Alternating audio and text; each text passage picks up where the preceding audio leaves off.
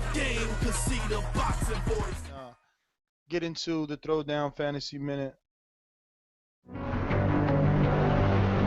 You're listening to Mario's Throwdown Fantasy Minute, giving you the winning strategy and tactical advice for your fantasy boxing team, making the points that earn you the points, preparing you for the big games that earn you big cash prizes, giving you the guarantees, sleepers, and buyer bewares. This segment is brought to you by ThrowdownFantasy.com, the only boxing-oriented fantasy game on the market dedicated to real fight fans with real know. Welcome to another edition of Throwdown Fantasy Boxing, sponsored by ThrowdownFantasy.com, where you can go to sign up and play the only boxing-oriented fantasy game on the market. We talked about it a lot last year. This is the first contest of the year. Before we get into that, we're going to finish up some business from last year.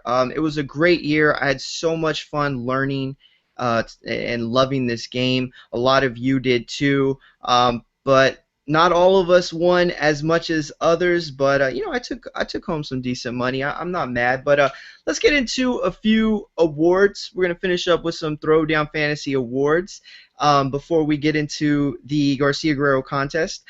So most points scored. This is by the Throwdown Fantasy user Arsenalon07.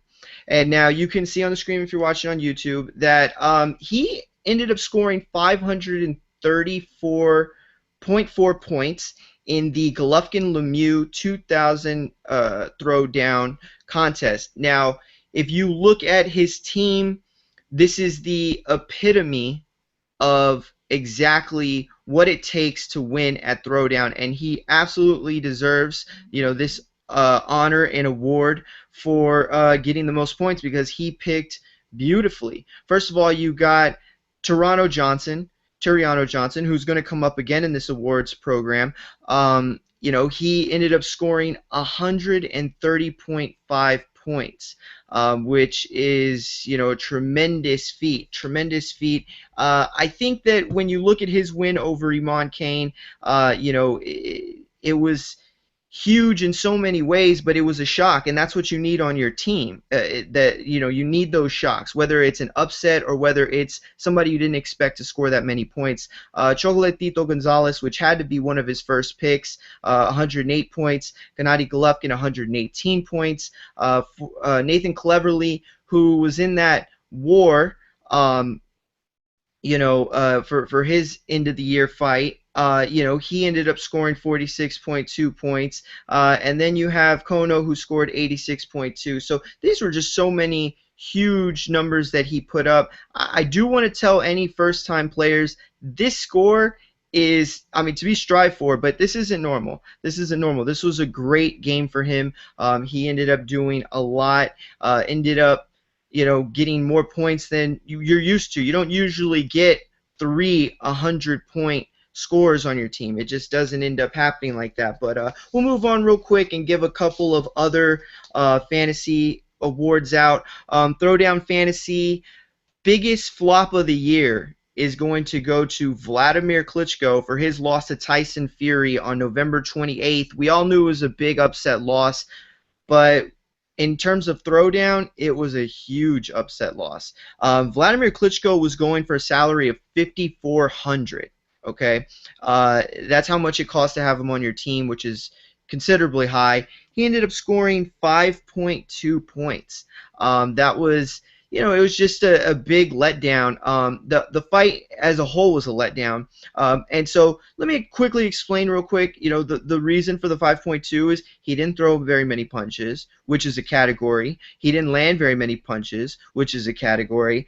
He didn't win, which would have gotten extra bonus points and stuff. And he didn't score a knockdown or anything like that, which would have gotten him other points. So, it was just a letdown of a fight, which translates to a letdown in points. But don't feel bad if you picked him, because I had him on every single one of my teams, and he did horrible, obviously. So going back to Turiano Johnson, who is going to be the TBV throwdown biggest fantasy upset of the year, and that was Turiano Johnson's win over Iman Kane on that was October 17th, I believe, and Turiano Johnson scored 130.5 points. But here's the beauty of it.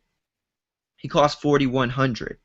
4,100, and he scored 130 points. This is how you win fantasy. You get the guys that that cost the cheapest and end up producing the most amount of points. And so in this win, Turiano Johnson, I wouldn't say it was like a huge shock. I really, did believe Kane was gonna win, but I think when it boils down to it, Turiano Johnson was a guy who, some of his biggest falters, I think they could be excusable, and so you look at that, and in hindsight, it wasn't as big a shock, I think. I mean, it's still a shock, but it wasn't as big an upset, I think, in hindsight. And so, again, this is what you got to do. You got to pick the guys that cost the cheapest and will produce you the most points. So moving on, we are going to highlight one winner, and his name is Earl Acosta. Earl Acosta is the winner for the Mayweather-Berto contest. He won $400 for this game. He was the Throwdown Fantasy Boxing Mayweather-Berto winner, the $2,000 challenge. So if you take a look at his team, and that's Earl right there on the screen, he had Badu Jack, who, in his win scored 86 points. Aaron Pryor Jr. 4.1, and again, these are the kind of picks that you make when you pick big fighters like Badu Jack, Jermell Charlo, Earl Spence. Like, those guys cost him a lot. So, he had to go with Aaron Pryor Jr., and that's a tactic right there, what he did, because it's Jermell Charlo, Oscar Valdez, Earl Spence, Badu Jack. All these guys were higher-priced fighters, so he ended up having to pick at the very low end of the bottom. I'm sure Aaron Pryor cost very cheap at that time. That said, he had a lot of value on his team with Jermell Charlo, Oscar Valdez. Those are solid picks, guys that produce you heavy points. Earl Spence, 92 points. That's actually, I don't think, even the highest he scored last year. So Badu Jack, with his breakout year last year, 86 points. So congratulations to Earl Acosta. Want to give him a big round of applause for coming in there and winning it.